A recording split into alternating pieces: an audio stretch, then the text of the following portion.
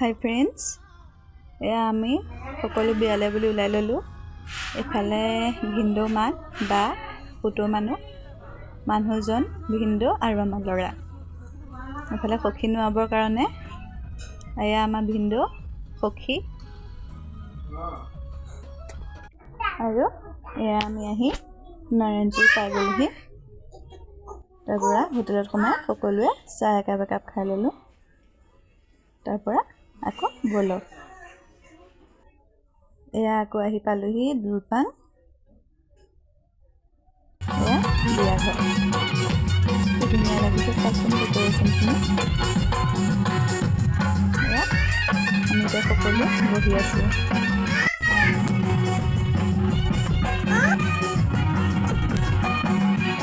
মেলি আজৰি হৈ এয়া তাৰপিছত সখী আদৰিছে।